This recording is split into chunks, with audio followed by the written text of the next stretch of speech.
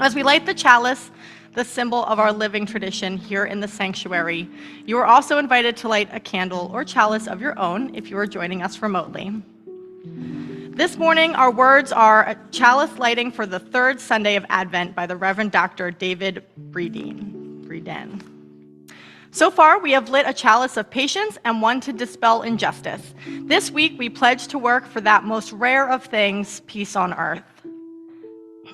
In this holiday season, may we find peace inside ourselves, may we be peace for those around us, and may we renew our commitment to bring peace with justice to our community and the world. May we be peace. We as a congregation have been calling the corners when we have earth-centered services for some time now.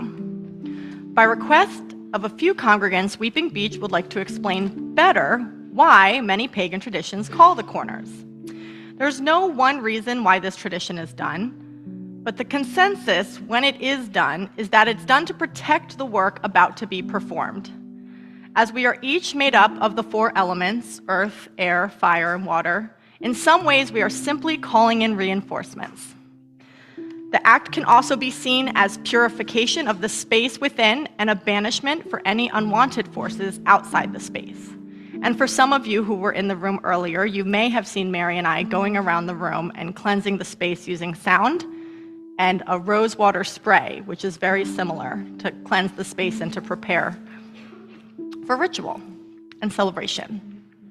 UUC York has used hymn number 1067, Mother Earth, Beloved Garden, as our guide when calling the elements, and we'll be borrowing from this hymn this morning. But there are other ways to call the corners. The Unitarian Universalist Association has a lovely meditation that we will also be borrowing from this morning. If we start our day facing east, towards the rising sun, the element of air greets us. A beautiful sunrise can lead to inspiration and ideas. Inspiration is a word that literally means to take air. Air is represented by the color yellow, and on an altar is often represented by a feather. By turning clockwise, this is the direction of receiving. Thus, we will be facing south, the direction towards the equator for those of us in the northern hemisphere. The element of fire will keep us warm. Fire is also a symbol of transformation of one's passion. Fire is represented by the color red, and on the altar can be represented by a burning chalice. We know what those look like. Our next turn on the wheel is towards the west. The element of water. Have you ever just sat and watched water? I know a lot of people love to just go to the beach and sit in the sand to listen to the waves. It's soothing, it allows for self-reflection. Water can not only quench our thirst, but it can also cleanse us.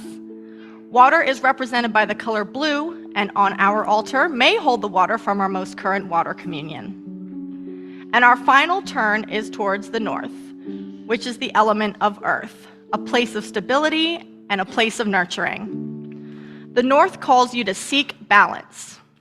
Earth is represented by the color green, and on our altar can be represented by dirt from our own garden. We often call the Lord and Lady, the God and Goddess, to join us, as they represent two parts of the soul. When the children call their corners, they call the spirit and light the chalice at that time with a white candle. For today, we will be continuing this practice. And now, we're going to call the corners together. Please stand if you are able, and we will start by facing east. And you are welcome to repeat after me.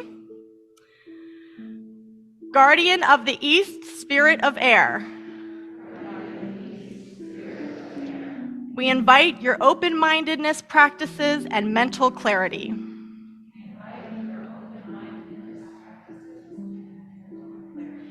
To our gathering, stay as long as you like, leave at your leisure. Hail and welcome. And now we will face south towards the piano, to the right, thank you. Guardian of the South, Spirit of Fire. We invite your motivation and transformation to our gathering.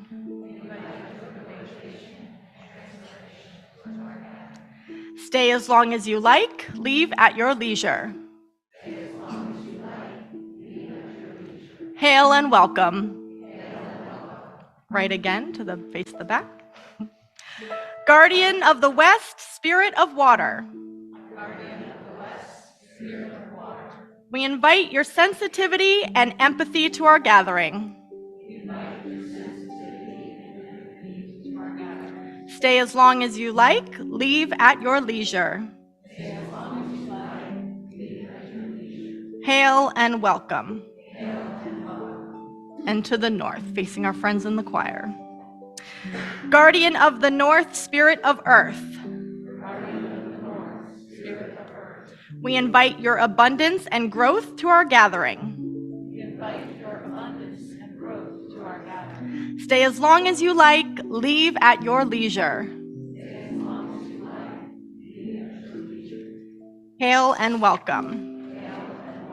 And last but not least, we'll face the center altar here. We greet the Lord and the Lady. We welcome your inspirational understanding of all people.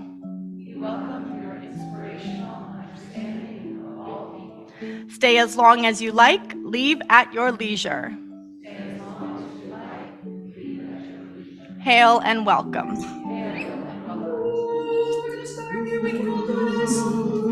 We can sing parts if we want. Ready? Deck the halls with boughs of holly, fa la la la la la la la. 'Tis the season to be jolly, fa la la la la la la la. Don we now our gay apparel, fa la la la la la la.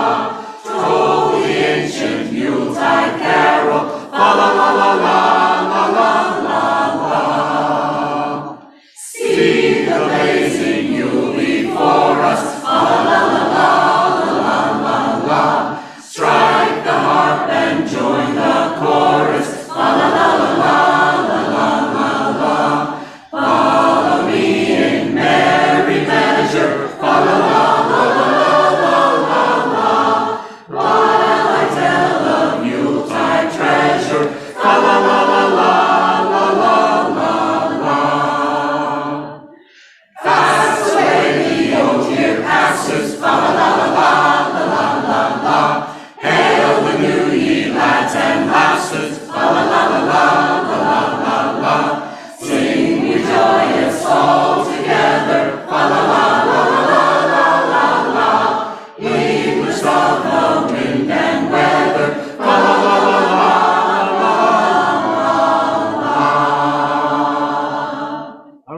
You are all hired. Do it again. So you guys might have noticed on the spirit cart this morning, spirit work cart, that there were some additional activities, right? Usually we have coloring and putty and maybe some other fidgety type things, but there was something new. Anyone see them or take them with them? Well, that's okay. That's why they're up here for you. Elizabeth brought them. So I kind of gave it away, but what might you use or make with these colors of pipe cleaners? A candy cane, perfect. So if you want to grab 2 or 3, you can. Or the outline of a Santa hat. Oh, I like the outline of a Santa hat, yeah. These are definitely holiday sort of traditional colors, aren't they? We had a heart in front of us already. I love that. Yeah, there's lots of different things. But we brought them specifically today because we're going to read a little story, a little poem, and it does talk about candy canes in it. So I'll go ahead and read that. And if you want to twist yours into a candy cane or a Santa hat or whatever speaks to you this morning, that is absolutely fine. We celebrate Yule with colored lights so very bright, to welcome the solstice on this longest night. The winter solstice graces us at this time as well, with the shortest day and longest night bringing its own cosmic spell. We are thankful for the sun on this shortest solstice day as we bask in the warmth of each shining ray. We anxiously look forward to the rebirth of the sun, knowing that each day will be just a little longer before the night has come. Our Yule tree is a wondrous symbol of Mother Earth. We decorate it in merriment, sparkling ornaments, and a bit of mirth. The first candy canes date back 350 years, and this may spin your head. They were soft like taffy, straight and white, and not a speck of red. Legend says that in 1650, a choir master in Germany gave them their new look when he bent one end to resemble the curve of a shepherd's hook. So happy was he to see the children's faces in the seats that he gifted them each their very special treats. From Sweden in 1847, a man moved to Ohio. His name was August Imgard. He decorated his tree with paper and white candy canes, and soon they were no longer soft. Candy makers made them hard. The first red and white stripes appeared in the early 1900 years. Soft and white or striped and hard, they have always received cheers. Now let us learn an interesting tidbit about the reindeer. They are the only mammal with eyes that change color with the season. In summer, their eyes look golden brown and blue in winter. The changing of the sun's brightness is the reason. May your Yule be joyful and sweet. Do we have some candy canes? That's fab. Ooh, Mary, very nice. Very nice. Do we have the Santa hat? Love it, love it. Well, In progress. that's okay. A lot of us are in progress. I like that. Has anyone ever had a soft candy cane or an all-white candy cane? These days, there's tons of different candy cane flavors. Anyone have any weird candy cane flavors they like? There was a green candy cane that I tasted. Yeah? What was the flavor? Do you remember? A weird mint? I've seen green ones that are pickle flavored, so be careful. Yeah. Rue? Oreo? That sounds good. Yeah. My mother-in-law likes Swedish fish flavored ones. Those are her favorite. Yeah, lots of different ones. But does anyone put candy canes on their tree at home? Yeah? There's lots of different ways to decorate our trees, right? Candy canes is just one of them. And that's one of the Yule traditions, decorating the tree. Does anyone have fires or fireplaces? Or maybe they burn a fire outside? Yep, another Yule tradition. So lots of fun festivities this time of year. But you can't eat these. They're soft, right? Like kind of the original ones. They're soft like taffy. But what are the ones you're used to? They probably look more like this, huh? Yeah, I thought they might look more like that. If you want to take one and pass it on. These are the original, the OG candy canes. Yes, the tiny real ones, right? Yes. I wish we had some of the original candy canes passed out. Like the big ones? These were good because everyone could have one. There was a nice amount of them. No, I mean like the soft ones. Oh, well, we can't find them anymore, right? They changed in the early 1900s. What about gummy candy? Ooh. You can have those, buddy. I don't need them. They do. Awesome. Well, I hope you all have a wonderful holiday and have fun decorating more if you haven't done so, or maybe you want to add some zhuzh to your tree when you get home. And with that, we will go ahead and you can head off to RE.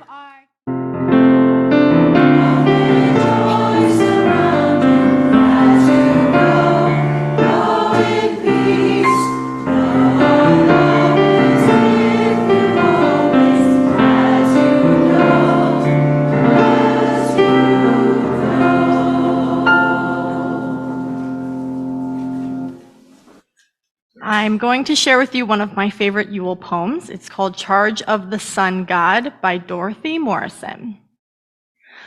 I am the light that bursts through the darkness and the smile on the young child's face. I am the warmth that melts the winter chill and the sparks that dance from the old fireplace.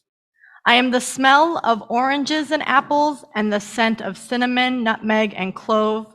I am the holly, the ivy, the mistletoe ball, and the jocularity of the great god Jove. I am found in the twinkling of an aged eye and in the hope of children everywhere. Yes, joy and love and warmth am I. Where kindness abounds, I too am there. I am your brother, your father, the wise one, and I warm you gently in the light of my love. I lighten your worries, bring good health and speed, growth by shedding my rays down on you from above. But remember, my children, be grateful for my brother, the darkness and winter's deep chill and winter's deep chill, for without them, there would be little reason for this holiday season of peace and goodwill. I'm a Virgo, so my birthday's in August, and I always assumed that summer was my favorite season. It just felt like the right thing to say, right? When someone asks your favorite season, or maybe you're at one of those awkward company icebreaker things, and so you're like, yeah, my birthday, okay, summer, summer, summer. But as I got older, I realized summer's very hot and uncomfortable, and it really wasn't my favorite. And I realized that I preferred some of the colder months, in particular fall, but I've also really started to come around to winter, which I also know that a lot of people struggle with winter because it's darker, you kind of want to hibernate, which I do appreciate. It may not feel as pretty outside, things seem dead, maybe we feel isolated, and I get that too. But through my celebration of Yule and a lot of the other holidays that come this time of year, I really found that winter is a beautiful time, and it's a time to be quiet and reflect and get ready for what comes next. And for someone who's an extrovert and likes to be out quite a lot, that can be difficult to just sit and reflect and look forward to what comes next. But I think it's such an important part of the wheel of the year and of everything we do. And so I was really honored to be able to be a part of the Yule celebration today. A little about Yule. It's known as the winter solstice, and it's one of the oldest winter celebrations in the world. The celebration of Yule takes place on the shortest day and longest night of the year. And again, although winter can sometimes feel a little dark and isolating, Yule is the celebration where we acknowledge that darkness, but we look forward to the coming light.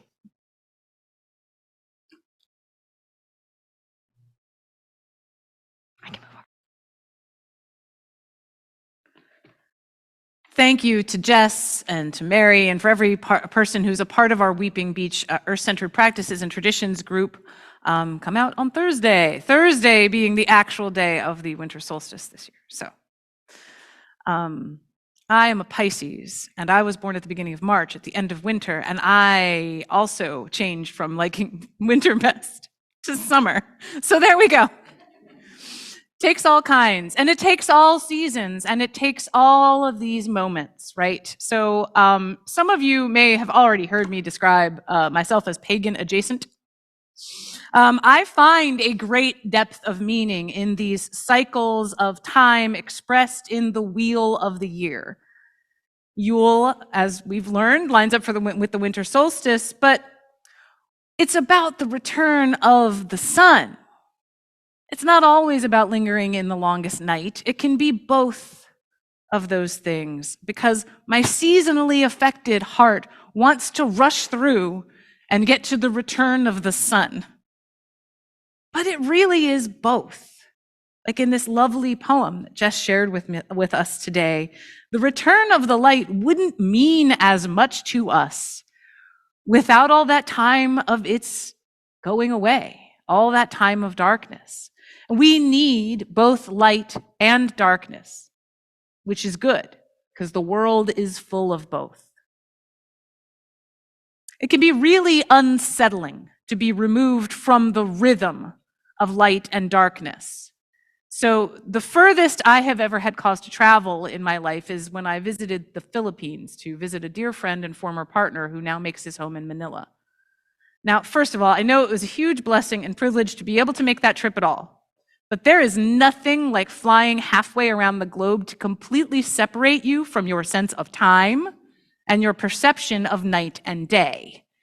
Flinging yourself over the top of the globe in a dizzying flight the sun is always dancing at the edge of, landing late at night in the dark but strange and unexpected warmth of February in the Philippines. It took me a few days to get both my suitcase and my sense of self back. Yes, it was February. It was closing in on spring, but certainly wasn't there yet. At home, it had been cold and even a little snowy before I left, but there it was warm and a bit rainy. But the sun was still down at 6 p.m. every day and up at 6 a.m. approximately. It's like that most of the year. There's a little seasonal variation, but not as much because they're closer to the equator than we are. I could not shake the feeling that the sun going down at 6 p.m. should signal to me that I go to bed early, that I should be snuggled under extra blankets, maybe have a fire in a fireplace if I wasn't staying in a 35th floor apartment. No matter what the temperature of the air was telling me, my understanding of how the world should work was entirely based on the light. So the behavior of light and of darkness tells us important things about the world. But there's often more than we see. In astronomical terms, the solstice is a moment in time when one of the poles reaches its furthest point from the sun before the axis begins to tip back. And of course, while the North Pole is the furthest, the South Pole is the closest and is having the summer solstice, right? This year, Thursday, December 21st at 10:27 p.m. Eastern Standard Time is the moment of that maximum tilt away from the sun. By the time you wake up on Friday morning, the North Pole will have begun its slow but certain tip back. The sun will have begun its return. Each day a breath longer, each night a breath shorter. So yes, the solstice is a moment in time, but that is an incomplete understanding based entirely on light. Because the change that the solstices and equinoxes herald are continuous. The wheel of the year doesn't stop, it keeps turning. Our world is in constant motion, all parts of it, from the large to the small.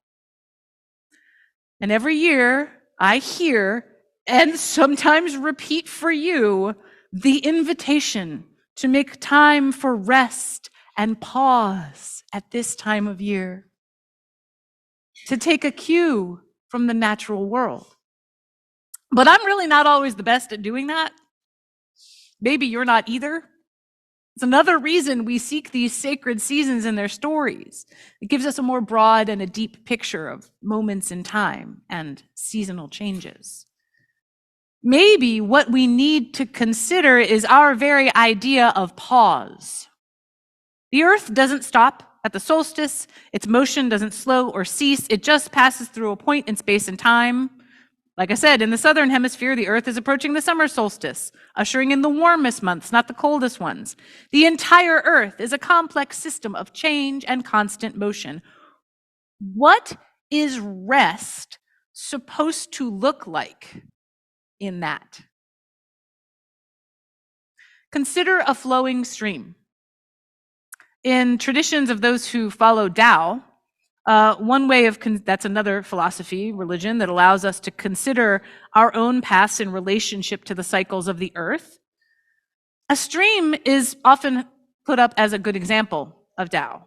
A fish in one part of the stream, or a river in the deep part versus the shallower part, one place and then another miles down, has a completely different experience of the river or the stream, but they're in the same stream. The stream can rush between rocks, swirl in changing elevations, and it can look placid and nearly still, and it can still be moving under a deep layer of ice. It's all the same stream. It's all changing. It's all different, and it's all together. Tao is the stream. It's the movement experienced within each section of the stream. Winter contains within it the seeds of what is to come. The earth knows its cycles, knows the movements, has already laid plans for the coming season as the light begins to return. In her book, Wintering, The Power of Rest and Retreat in Difficult Times, Catherine May offers us a vision of winter that is deeper and richer than our constantly shifting seasonal holiday landscape may afford us. She writes, "The tree is waiting. It has everything ready. Its fallen leaves are mulching the forest floor, and its roots are drawing up the extra winter moisture, providing a firm anchor against seasonal storms. Its ripe cones and nuts are providing essential food in the scarce time for mice and squirrels, and its bark is hosting hibernating insects and providing a source of nourishment for hungry deer. It is far from dead. It is, in fact, the life and soul of the wood. It's just getting on with it quietly. It will just put on a new coat in the spring. It will not burst back into life. It'll just put on a new coat and face the world again. Even when the stream is frozen in winter, it is alive. Even when the tree is dormant in winter, it is alive. It is vital. When we speak of rest and of pause, consider not complete withdrawal from the activity of life, but a deliberate turn to a different kind of activity. But remember, my children, be grateful for my brother, the darkness and deep winter's chill, for without them there would be little reason for this holiday season of peace and goodwill. Resting isn't withdrawal, it is renewal. Peace cultivated within your own heart allows you to prepare the ground to grow more peace in more hearts. We hope that it allows it to spread in the world. And in this time, when we are pulled from one bright and shiny festival to the next, in the time when constant motion feels demanded, don't feel shame if you can't keep up, and don't feel shame if it's hard for you to slow down. Don't consider and rest in what you cannot do, but what you can. You can rest. You can read. You can write, you can sing a song, you can curl up on the couch with a beloved human or a beloved companion animal, or both, or several, in any iteration. You can make a big pot of soup and share it with friends, with neighbors, people you don't even know. You can be as extroverted as you want or as cozy and introverted as you want. In this time of deep chill, grow a seed of hope in your heart. It may not be doing anything right now. It is not dormant. You know, it is merely waiting. Waiting is its own sacred act. May we wait for the return of the sun with the patience built of vital life, getting on with it quietly. So may it be.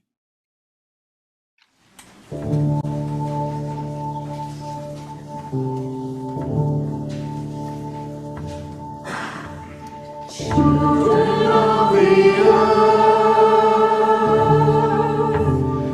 we have come to sing to each other, sisters and brothers, songs of our mother. Children of the earth,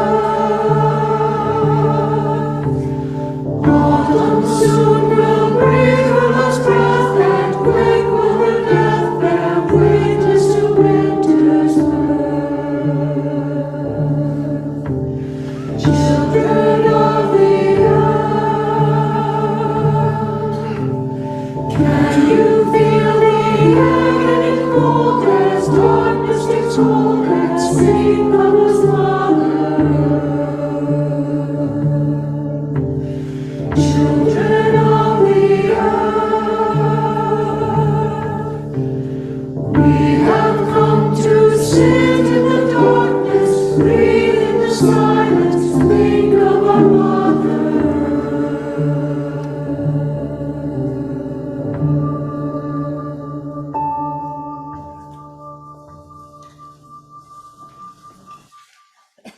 Just as it is important to greet any guest to your celebration, it is also important to say goodbye and send them on their way.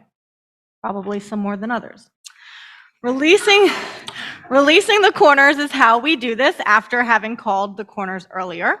When we release the corners, we do it in the opposite direction that we called them. So we will be moving in the direction of letting go. For this, we are going to use the words of a song by Amanda Udis Kessler, lover, spirit, intuition, a song for sending the directions. First, the chalice candle on our altar, the candle of the spirit. Lover, spirit, intuition in the center of our souls, thank you for your sacred presence.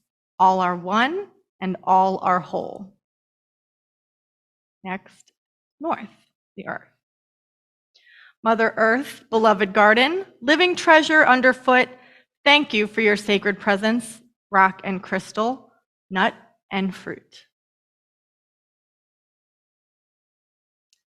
To the west, sister water, ever flowing, ocean, river, pond, and rain, thank you for your sacred presence, stream to bathe and growing grain. To the south, brother fire, great transformer, share the passion of the sun, thank you for your sacred presence, heat unleashed and life begun.